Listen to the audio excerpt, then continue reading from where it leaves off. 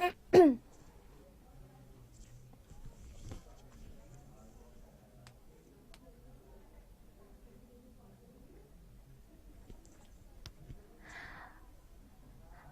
everyone, this is Suraj Sharma, your reasoning educator. I welcome you all on the official YouTube channel of Adda 24/7. I hope all of you are doing well and ये session आपका बहुत important होने वाला है. And तक देखिएगा क्योंकि आज हम डिस्कस करने वाले हैं सबसे इंपॉर्टेंट बात, अपकमिंग बैंक एग्जाम्स. सबसे पहले हमारे पास क्या क्या अपॉर्चुनिटीज है इस साल. 2023 की अभी शुरुआत हुई है, दिस इज जैन. अब आपके पास क्या क्या अपॉर्चुनिटीज आएगी, तो शायद आपको पीछे जो मेरी एक पिक्चर दिख रही है इसमें आपको दिख ही रहा होगा कि कितने सारे एग्जाम्स हैं हमारे जो अभी आने वाले हैं. ठीक है, तो चलिए स्टार्ट करते हैं इस सेशन को. यहाँ पे हम डिस्कस करेंगे पहले कि कौन से एग्जाम्स आपको देखने को मिलेंगे इस साल. उसके बाद हम डिस्कस करेंगे कि एग्जाम का पैटर्न क्या होगा थोड़ा बहुत. उसके बाद हम देखेंगे सिलेबस क्या होता है इन सभी एग्जाम्स के लिए, कुछ डिफरेंट तो नहीं होता. और लास्ट में हम एक बेस्ट स्ट्रैटेजी देखेंगे कि हमें कैसे एक बेस्ट स्ट्रैटेजी के साथ इस एग्जाम को क्लियर करना है. तो चलिए स्टार्ट करते हैं सेशन को.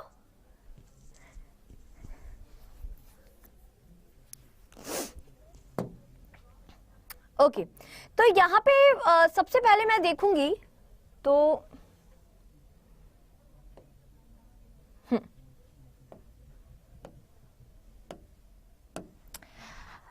सबसे पहले आपको पीछे जो सब एग्जाम्स दिख रहे हैं, पहली बात है ये सभी आपको 2023 में जरूर देखने को मिलेंगे. ये सभी एग्जाम्स आपके हर साल देखने को मिलते हैं. कुछ साल में मतलब ऐसा नहीं है कि हर साल आते हैं, बट कभी कभी आ जाते हैं, अनएक्सपेक्टेड से होते हैं.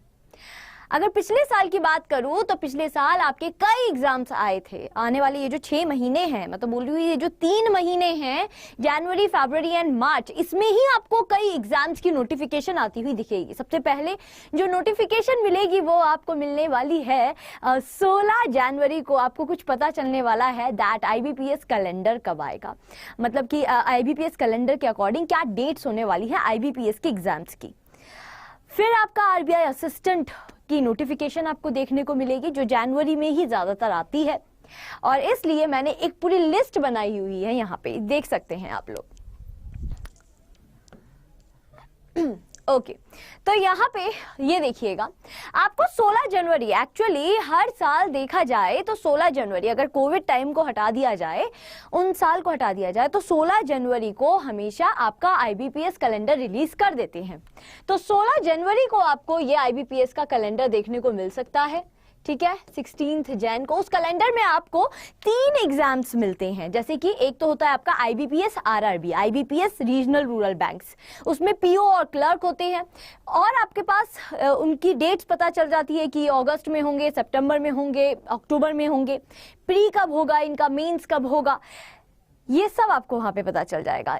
इसी के साथ आपको IBPS PO और IBPS क्लर्क की भी डेट्स का पता चल जाएगा, और उसी के साथ साथ IBPS स्पेशलिस्ट ऑफिसर, मतलब स्पेशलिस्ट ऑफिसर में अलग अलग पोस्ट होती है, राजभाषा अधिकारी, लॉ ऑफिसर, आपका IT. ठीक है, तो ये सब जो पोस्ट्स होती है इनके लिए भी IBPS रिलीज करते हैं कैलेंडर. तो यहाँ पे आपको 16 जैन को IBPS का कैलेंडर मिल जाएगा. ओके, आगे चलते हैं. उसके बाद आपको देखने को मिलेंगे आने वाले, अब ये 16 जनवरी की बात हुई, आने वाले जनवरी, फेब और मार्च, इन 3 महीने के अंदर अंदर आपको RBI के ये 2 बड़े बड़े एग्जाम्स देखने को मिलेंगे, जिसमें से एक है RBI असिस्टेंट. RBI असिस्टेंट ज्यादातर जनवरी के मंथ में लास्ट में आ ही जाता है, और इसका एग्जाम भी ना ऐसे बहुत फटाफट होता है, जल्दी से इसका प्री हो जाता है और कुछ दिनों में इसका मेंस हो जाता है, और रिजल्ट भी बहुत जल्दी आ जाता है. ये बिल्कुल भी टाइम टेकिंग नहीं होता है. जैसे IBPS अगर बात करें तो IBPS RRB की बात करें तो देखिए 1 जैन को आपको खुशखबरी मिल जाती है कि आपको कौन से बैंक में अलॉटमेंट हुआ है. लेकिन IBPS PO और IBPS क्लर्क की बात करें तो आपको 1 अप्रैल तक का वेट करना पड़ता है फाइनल रिजल्ट के लिए. यहाँ पे क्या होगा, आपका RBI असिस्टेंट जो होगा, मतलब कि RBI के क्लर्क, इसमें पहली बात है पेपर इजी लेवल का होता है, बट हाँ कट ऑफ हाई जाती है. इसी के साथ आपको जैसे ही ये मिलेगा, इसकी प्रोसेस बहुत जल्दी होगी और बहुत जल्दी आपको इसका रिजल्ट मिल जाएगा। इसमें आपका इंटरव्यू नहीं होगा असिस्टेंट में, और आरबीआई ग्रेड बी जैसा बड़ा एग्जाम जिसमें प्री में आपके वही क्यूआरई मतलब कि क्वांट रीजनिंग इंग्लिश प्लस जीए पूछी जाती है, पर मेंस में इसमें कुछ और सब्जेक्ट्स ऐड ऑन होते हैं, थ्योरेटिकल सब्जेक्ट्स होते हैं, जीए से रिलेटेड होते हैं। ठीक, आगे देखिए। फिर आता है ये वाले एग्जाम्स, मैं बोलूँगी कि स्टार्टिंग में मे बी एसबीआई पीओ का या एसबीआई क्लर्क का हम बोल सकते हैं कि जून के अराउंड आपको मिल जाए। ठीक है, तो यहाँ पे आपको ये भी 6 महीने के अंदर ये इनमें से भी आपको एक बैंक एग्जाम देखने को मिल सकता है। आगे आइएगा। फिर आते हैं कुछ अदर एग्जाम्स। अब इन्हें क्यों इनके साथ ही रखा गया है, क्योंकि ये जो एग्जाम्स है स्टूडेंट्स, ये है आपके ईएसआईसी, ईसीजीसी, पीओ। भाई ये सभी एग्जाम्स में जो रीजनिंग, इंग्लिश, मैथ्स, जीए इनका जो सिलेबस होता है वो सेम ही होता है। रीजनिंग तो पूरी सेम होती है। अगर आप बैंक एग्जाम के एस्पिरेंट है तो ये एग्जाम बिल्कुल नहीं छोड़िएगा। पिछले साल ईएसआईसी से बहुत बच्चों ने एग्जाम दिया और क्लियर किया। एक बड़े लेवल पे इसकी वैकेंसीज आती हैं, और ये आपका ईएसआईसी का पिछले साल एग्जाम हुआ था, मैंने पढ़ाया भी था। ईसीजीसी पीओ भी मैंने पढ़ाया था, और पिछले साल इसमें भी वैकेंसीज आई थी। देखिए ये होती है अनएक्सपेक्टेड वैकेंसी, जैसे ईसीजीसी पीओ। ऐसे ही एलआईसी एओ और एलआईसी एडीओ, इनकी भी वैकेंसी, और एक होता है एलआईसी एओ, इनकी भी वैकेंसी बोला जा रहा है कि बहुत जल्दी आपको एओ की वैकेंसी दिख सकती है। ठीक है, तो एलआईसी एक होता है आपका एलआईसी असिस्टेंट, भी मैं लिखना चाहूंगी, एलआईसी असिस्टेंट भी आ सकता है आपका। ठीक है, बट एलआईसी की वैकेंसी जरूर आने वाली है। अब वो कौन से कैटेगरी के लिए आएगी वो बताया नहीं जा सकता। एक होता है आपका इंश्योरेंस के जो एग्जाम्स होते हैं, एनआईएसीएल और GIC and NABARD grade A जैसे एग्जाम्स। ठीक है, तो ये सब आपके एग्जाम्स हैं जिनका जो पैटर्न होता है वो लगभग सेम होता है बैंक का। रीजनिंग तो पूरी सेम होती है, इसमें एसएससी लेवल की रीजनिंग नहीं आती, पूरी बैंक लेवल की रीजनिंग आती है, इंग्लिश आती है, और मैथ्स भी बैंक लेवल की होती है। तो ये सब आपके पास अपॉर्चुनिटीज है। आई होप आपको अच्छा लगा होगा ये अपॉर्चुनिटीज देख के। ठीक है, चलिए आगे चलते हैं। फिर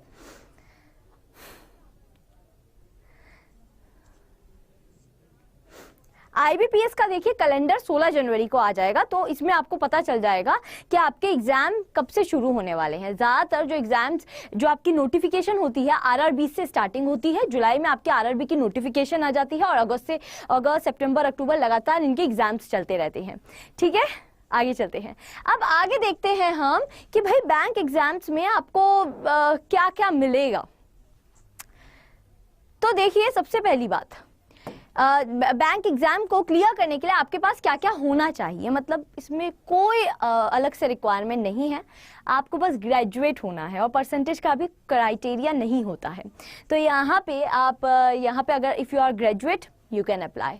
ठीक है, और कुछ चीज़ों में, जैसे कि अगर मैं बात करूँ, एक और मैं आपको बात बोलना चाहूँगी। यहाँ पे मैंने पिछले इसमें सिडबी ग्रेड ए एग्ज़ाम भी, वो तो अगर आपने फिलअप किया होगा तो अच्छी बात है, और सेबी ग्रेड ए, ये सब एग्जाम्स भी आपके बैंक की कैटेगरी के ही होते हैं।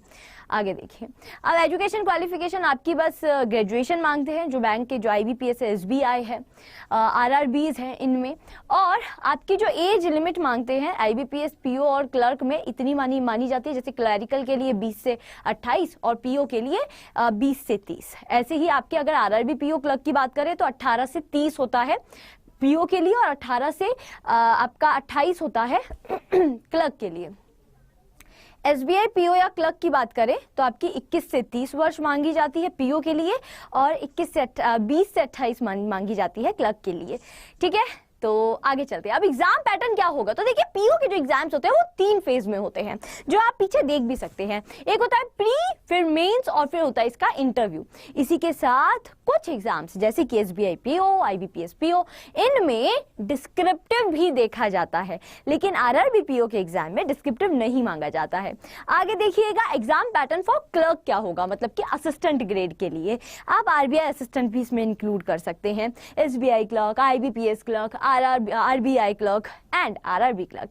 प्री होता है और बस मेंस होता है, इंटरव्यू क्लर्क के लिए नहीं होता है। अभी तक एनआरए सीईटी का कोई भी बोलबाला नहीं है। तो अभी ये 2023 आपके इस साल अगर आप सिलेक्ट हो जाते हैं तो आप बच जाएंगे एक अलग पैटर्न से, ठीक है। तो अभी तक तो